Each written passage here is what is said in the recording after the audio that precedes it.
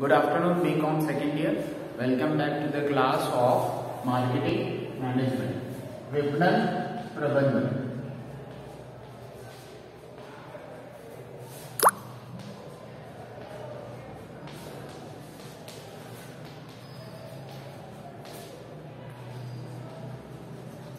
तो पिछली क्लास में अपन ने पढ़ा था सेकेंड यूनिट के जो कंज्यूमर बिहेवियर अपना टॉपिक है ना, उसके अंदर अपन ने पढ़े थे कि कौन कौन से ऐसे कारक हैं जो कि कंज्यूमर बिहेवियर को, उत्पादन, उपभोक्ता व्यवहार को प्रभावित करते हैं।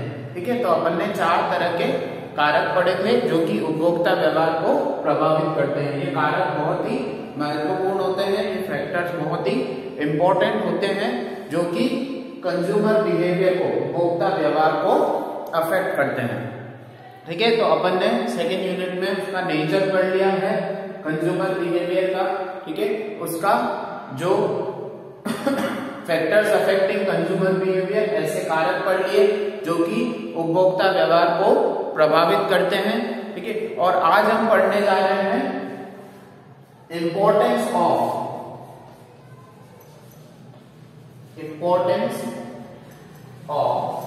Consumer behaviour. ठीक है,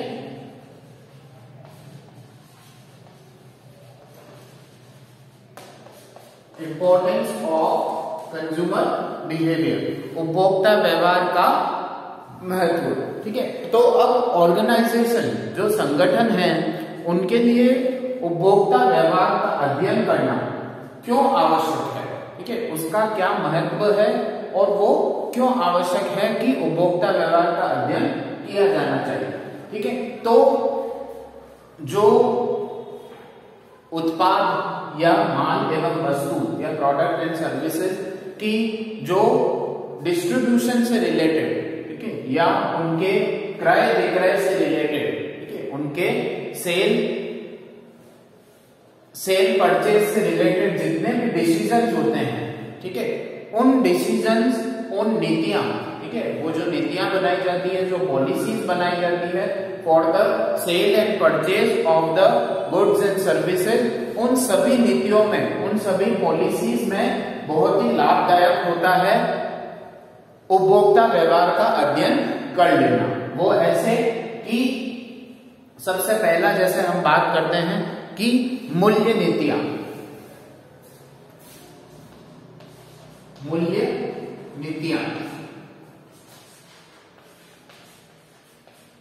जिसको हम बोलते हैं प्राइसिंग पॉलिसी। आप जानते हैं कि सभी जो उत्पाद होते हैं, सभी माल एवं वस्तु का कुछ मूल्य होता है। ठीक है, वो मूल्य निर्धारण करना होता है किसको?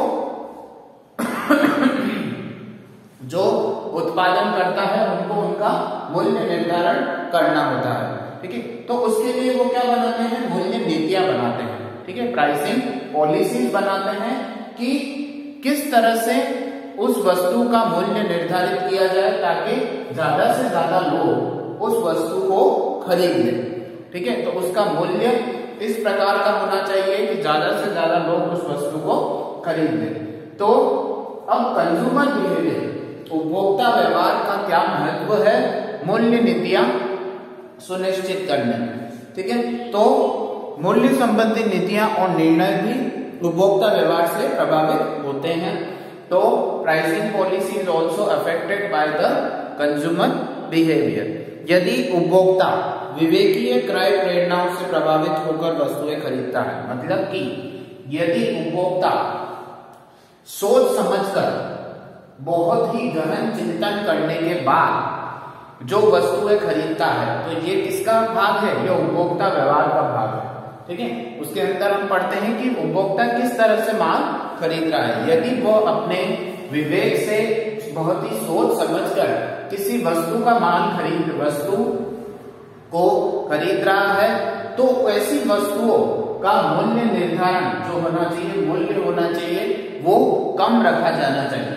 जबकि ऐसी वस्तुएं जिनका क्रय विक्रय जो उपभोक्ता भावनाओं में बहकर, ठीक है, यानी कि विज्ञापनों के प्रभावित होकर या किसी मित्र से प्रभावित होकर, मतलब कि किसी प्रकार की भावनाओं में बहकर वो उनका क्रय कर रहा है, तो ऐसी वस्तुओं का दाम जो है, ऐसी वस्तुओं की जो मूल्य नीतियां हैं उसके अंतर्गत उन वस्तुओं के जो दाम है, मूल्य है, ठीक है, उनको ज्यादा रखा जा सकता है। यदि कोई वस्तु सोच समझकर खरीदी जा रही है तो उसकी मूल्य जो है वो कम रखना पड़ेगा, जबकि जो भावनाओं में बहकर वस्तु खरीदी जा रही है, ठीक है, इमोशंस में बहकर जो गुड्स परचेज किए जा रहे हैं उनकी जो मूल्य होगा वो थोड़ा ज्यादा रखा जा सकता है, ठीक है। दूसरा है अपना विक्रय प्रवर्तन संबंधी नीतियां।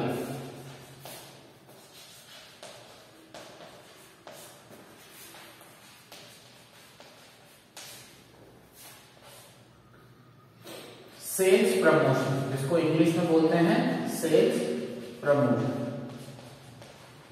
ठीक है। तो यहां पर भी उपभोक्ता व्यवहार बहुत ही आवश्यक होता है, क्योंकि वस्तु के विक्रय वृद्धि के लिए विक्रय प्रवर्तन नीति उपभोक्ता के क्रय व्यवहार से कुछ सीमा तक प्रभावित होती है, क्योंकि जो हम सेल्स प्रमोशन कंपनीज यूज करती है, ठीक है, वो किसके आधार पर बनाती है कि उपभोक्ता के व्यवहार के आधार पर, ठीक है, क्योंकि क्रेता व्यवहार के अध्ययन के बिना विक्रय संवर्धन का प्रयास सफल नहीं हो पाता है, क्योंकि उपभोक्ता व्यवहार के अंदर हम पढ़ते हैं कि उपभोक्ता क्या खरीद रहा है, ठीक है, कहां से खरीद रहा है, कैसे खरीद रहा है, क्यों खरीद रहा है, ठीक है। तो ये सभी सवालों का उत्तर हमें किसमें मिलता है, जब हम उपभोक्ता व्यवहार का अध्ययन करते हैं। तो उपभोक्ता व्यवहार का अध्ययन करने पर हमें इन सभी सवालों का जवाब मिल सकता है, ठीक है। तो हम उसके आधार पर हमारी सेल्स प्रमोशन की जो पॉलिसीज हैं वो हम तैयार कर सकते हैं, ठीक है। तीसरा है उत्पादन में विविधता।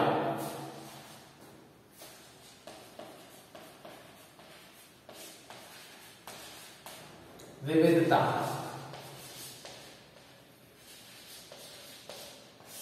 Diversities in production.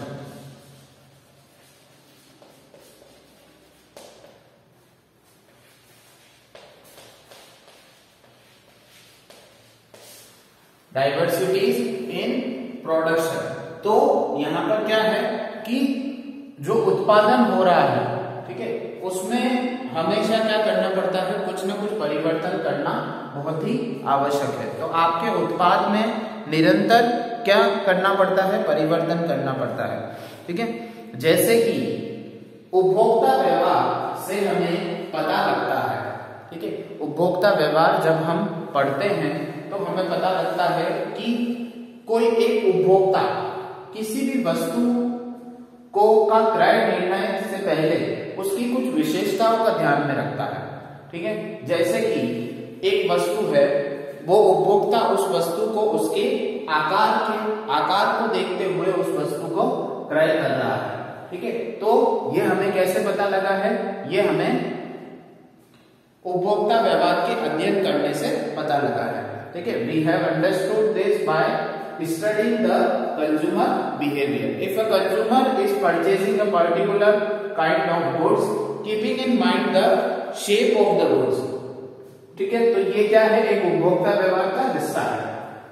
अब जितने भी उत्पाद बनाए जाएंगे वो उस पर्टिकुलर शेप के ही बनाए जाएंगे ताकि वो उपभोक्ता उनको खरीद सके, ठीक है। जैसे बहुत सारे एग्जांपल्स हैं, ठीक है, जैसे मोबाइल हो गया, ठीक है।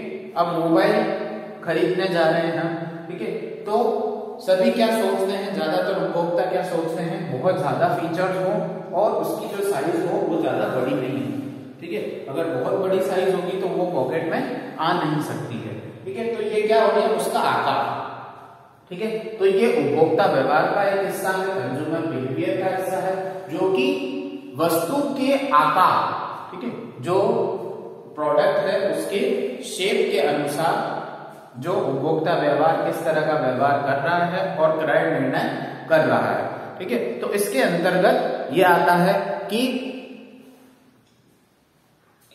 अपन ने आकार की बात की है, ऐसी बहुत सारी विशेषताएं होती हैं जो कि उपभोक्ता व्यवहार के अंदर हम अध्ययन कर सकते हैं और जो किसी उत्पाद से सीधे तौर पर उसके क्रय से सीधे तौर पर जुड़ी हुई है। ठीक है, it is related directly to the purchasing decision और the buying decision of the buyer. ठीक है, यहाँ पे अपन ने आकार की बात की, हो सकता है कोई क्वालिटी पर जोर देकर वो बाइंग डिसीजन ले रहा है। ठीक है, उसकी क्वांटिटी पर देखकर बाइंग डिसीजन ले रहा है। ठीक है, तो अगर आप देखोगे कि हम दो तरह के चिप्स है, लेज चिप्स है और बालाजी चिप्स है। ठीक है, तो उपभोक्ता व्यवहार अब यहाँ पर कैसे काम आ रहा है कि बालाजी ने क्या किया कि 10 रुपए की लेस की वेफर्स भी आती थी। ठीक है, और बालाजी ने क्या किया, लेकिन उसकी जो क्वांटिटी आती थी, ठीक है, जो उसकी मात्रा आती थी वो बहुत ही कम आती थी। ठीक है, तो लोग उससे खरीदना, लेकिन उस समय कोई ऐसा प्रोडक्ट अवेलेबल नहीं था जो ज्यादा मात्रा में उसी क्वालिटी की चिप्स प्रदान करे। तो ये अध्ययन किया बालाजी ने, ठीक है, उसके उपभोक्ता के व्यवहार को अध्ययन किया कि उन्हें किस तरह की चीज की जरूरत है। तो उन्होंने 10 रुपए में लेज में आने वाली चिप्स से डबल क्वांटिटी में चिप्स अवेलेबल हो गई बालाजी के अंदर और उसी क्वालिटी की चिप्स अवेलेबल हो गई। ठीक है, तो जो उपभोक्ता है वो अब ज्यादातर क्या करते हैं, बालाजी की चिप्स खरीदना पसंद करते हैं। ठीक है, तो इसके अंदर क्या है, उत्पादन में विविधता, डाइवर्सिटी इन प्रोडक्शन, ये भी उसका एक पार्ट है। ठीक है, उसके बाद आता है अपना वितरण स्रोतों में।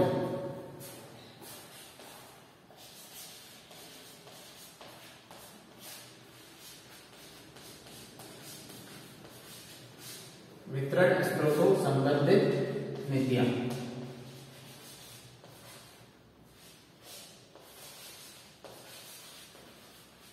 ठीक है, सोर्स ऑफ डिस्ट्रीब्यूशन पॉलिसी, अब ये भी एक बहुत ही महत्वपूर्ण हिस्सा है। डिस्ट्रीब्यूशन चैनल जो होता है, वितरण का जो स्रोत है आपका, वितरण का जो चैनल है, वो एक बहुत ही बड़ी आपकी जो प्रोडक्ट की सक्सेस में हेल्प करता है, क्योंकि आपका प्रोडक्ट जो है उसकी अवेलेबिलिटी, उसकी उपलब्धता जो है बाजार में, वो किस पर निर्भर करती है, it is dependent on the distribution channel.